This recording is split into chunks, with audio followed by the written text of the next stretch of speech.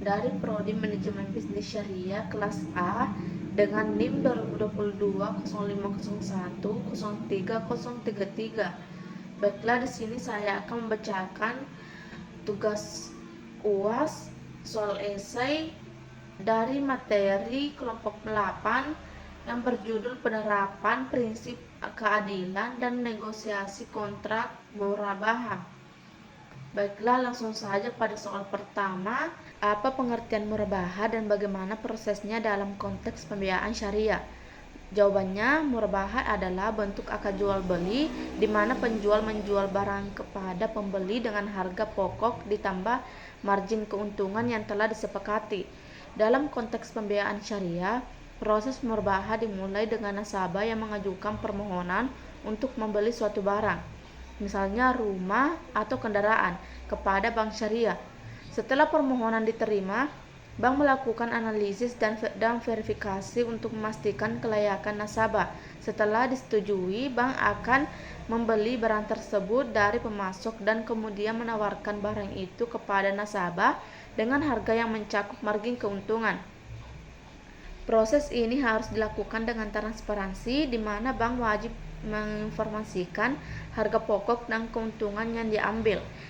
Pembayaran dapat dilakukan secara tunai atau melalui angsuran dalam jangka waktu yang telah disepakati.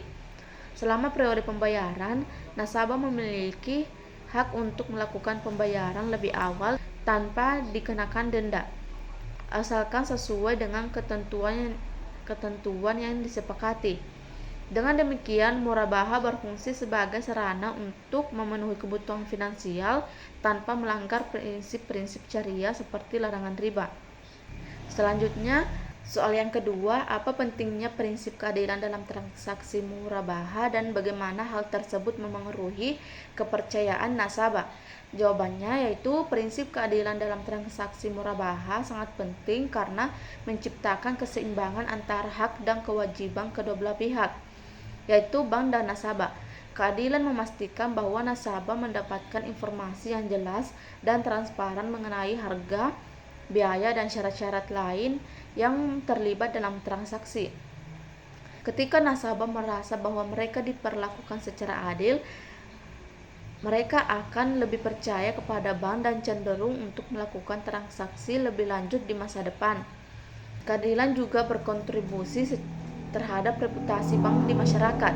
Bank yang dikenal menerapkan prinsip keadilan dan dalam setiap transaksi akan lebih mudah menarik nasabah baru dan mempertahankan nasabah lama. Selain itu, penerapan prinsip keadilan juga dapat mengurangi sengketa yang mungkin muncul di kemudian hari, karena kedua belah pihak telah menyepakati syarat yang adil.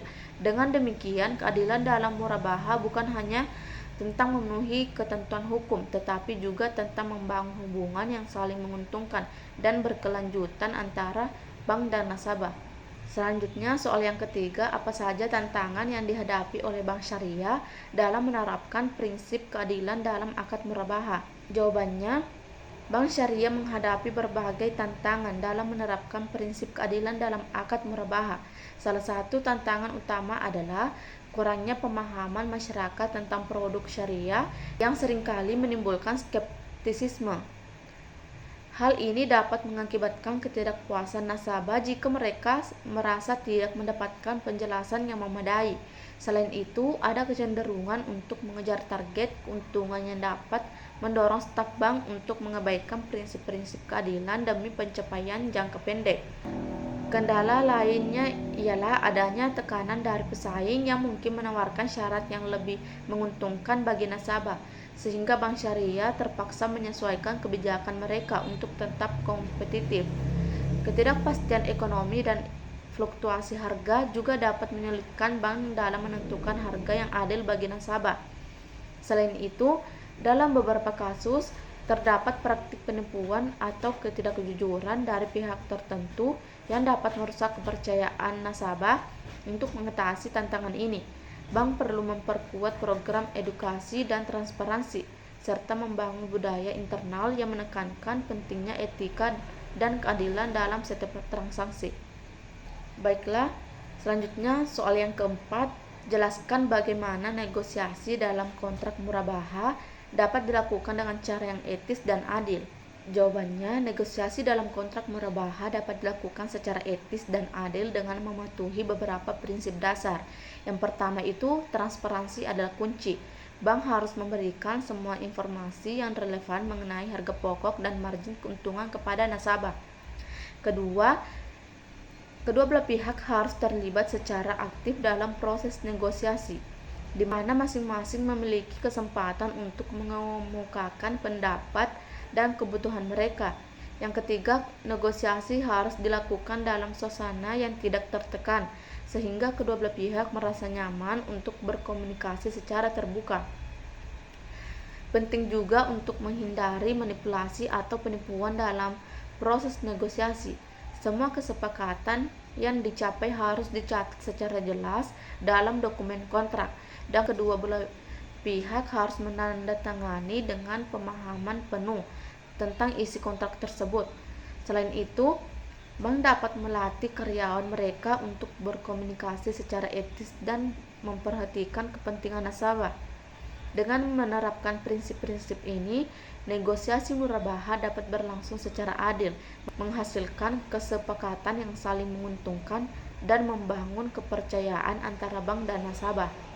Selanjutnya, soal yang kelima, apa peran pendidikan dan pelatihan dalam meningkatkan pemahaman tentang prinsip keadilan dalam transaksi murabaha? Jawabannya, pendidikan dan pelatihan memainkan peran krusial dalam meningkatkan pemahaman tentang prinsip keadilan dalam transaksi murabaha. Melalui program edukasi yang dirancang dengan baik, Bank Syariah dapat memberikan informasi yang jelas dan komprehensif mengenai produk murabaha dan prinsip-prinsip syariah yang mendasarinya. Pendidikan ini dapat mencakup aspek hukum, etika, dan mekanisme kerja murabaha, sehingga nasabah dapat memahami hak dan kewajiban mereka dengan lebih baik. Pelatihan yang diberikan kepada staf bank juga sangat penting.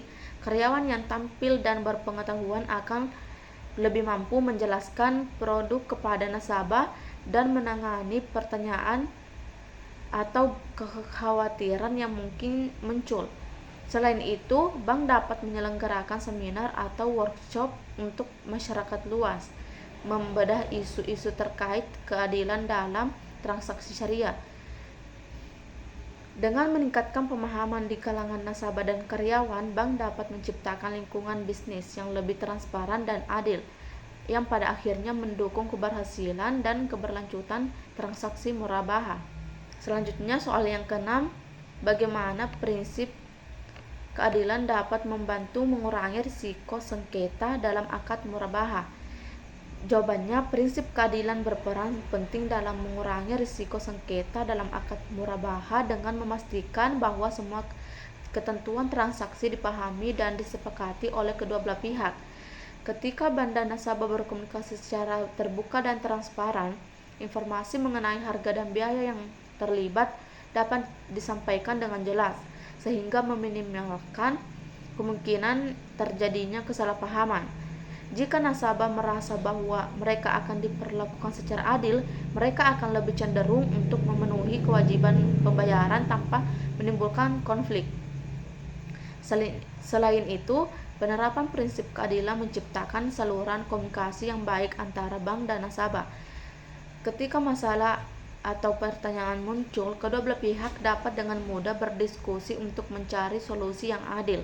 Dengan adanya kesepakatan yang jelas dan transparan, risiko sengketa yang mungkin timbul akibat ketidakpuasan dapat diminimalkan. Dalam jangka panjang, penerapan prinsip keadilan tidak hanya menjaga hubungan baik antara bank dan nasabah, tetapi juga mendukung stabilitas dan reputasi bank di pasar.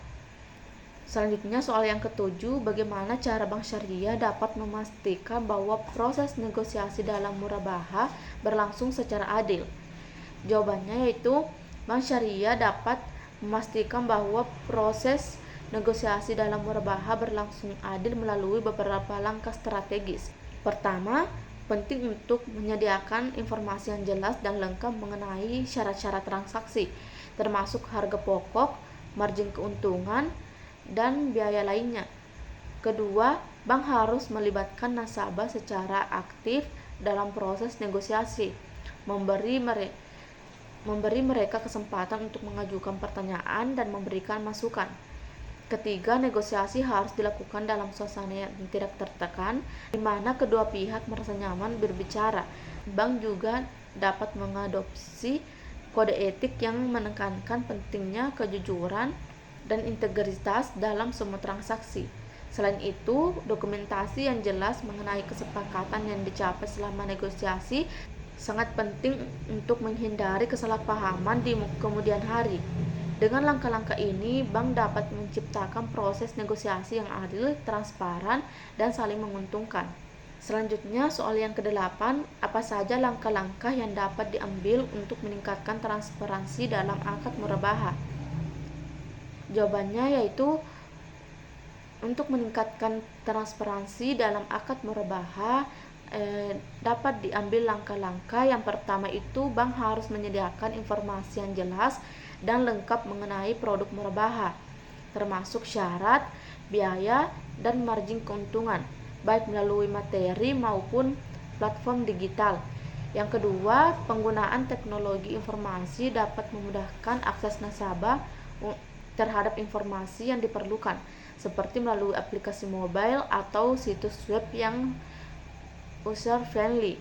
Yang ketiga, bank dapat melibatkan nasabah dalam proses penentuan syarat dan ketentuan sehingga mereka merasa memiliki andil dalam proses tersebut. Yang keempat, pelatihan kepada karyawan mengenai pentingnya transparansi dalam interaksi.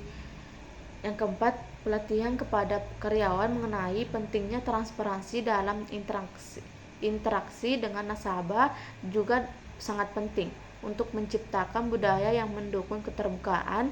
Selain itu, bank harus mengadopsi kebijakan yang memungkinkan nasabah untuk memberikan umpan balik mengenai pengalaman mereka dalam transaksi, sehingga dapat diambil langkah perbaikan di masa mendatang. Dengan menerapkan langkah-langkah tersebut, bank dapat memastikan bahwa proses murabahah berlangsung secara tingkat transparansi yang tinggi.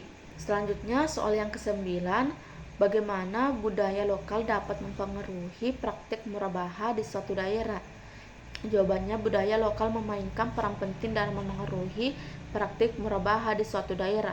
Misalnya, dalam masyarakat yang mengedepankan nilai-nilai kolektivisme, keputusan finansial mungkin lebih melibatkan keluarga atau komunitas yang dapat mempengaruhi cara negosiasi dilakukan. Dalam konteks ini, bank perlu memahami bahwa nasabah mungkin akan meminta pendapat orang tua atau anggota keluarga sebelum membuat keputusan.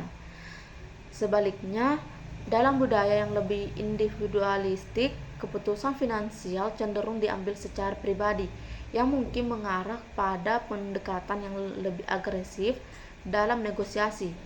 Selain itu, norma-norma sosial dan etika yang berlaku di suatu daerah dapat mempengaruhi seberapa terbuka dan jujur pihak-pihak dalam transaksi. Jika budaya lokal menekankan pentingnya integritas, maka kedua belah pihak akan lebih cenderung untuk berkomitmen pada prinsip-prinsip keadilan. Oleh karena itu, Bank Syariah akan memahami konteks budaya setempat untuk dapat menyesuaikan pendekatan mereka dalam praktik murabahah, sehingga dapat menciptakan kesepakatan yang saling menguntungkan dan sesuai dengan nilai-nilai masyarakat. Selanjutnya, soal yang terakhir, apa saja kontribusi zakat dalam mendukung prinsip keadilan dalam ekonomi syariah? Jawabannya, zakat memiliki kontribusi signifikan dalam mendukung prinsip keadilan dalam ekonomi syariah. Pertama, zakat berfungsi sebagai mekanisme redistribusi kekayaan yang membantu mengurangi kesenjangan antara yang kaya dan yang miskin. Dengan memberikan zakat, individu yang mampu berkontribusi pada kesejahteraan masyarakat, terutama bagi mereka yang kurang beruntung. Hal ini sejalan dengan prinsip keadilan, di mana setiap individu memiliki hak untuk mendapatkan bantuan dan dukungan dalam memenuhi kebutuhan dasar mereka. Yang kedua, zakat juga berperan dalam meningkatkan kesejahteraan sosial, karena dana zakat dapat digunakan untuk pendidikan, kesehatan, dan pemberdayaan ekonomi sosial bagi mereka yang membutuhkan. Misalnya, dana zakat dapat digunakan untuk memberikan beasiswa pendidikan kepada anak-anak dari keluarga tidak mampu, sehingga mereka memiliki kesempatan untuk mendapatkan pendidikan yang lebih baik. Selain itu, zakat mendorong individu untuk lebih peduli dan bertanggung jawab terhadap sesama, yang sejalan dengan prinsip keadilan dalam Islam. Dengan demikian, zakat tidak hanya berfungsi sebagai kewajiban religius, tetapi juga sebagai alat untuk menciptakan masyarakat yang lebih adil dan sejahtera, mendukung keseimbangan sosial dan ekonomi dalam masyarakat. Sekian dan terima kasih. Wassalamualaikum warahmatullahi wabarakatuh.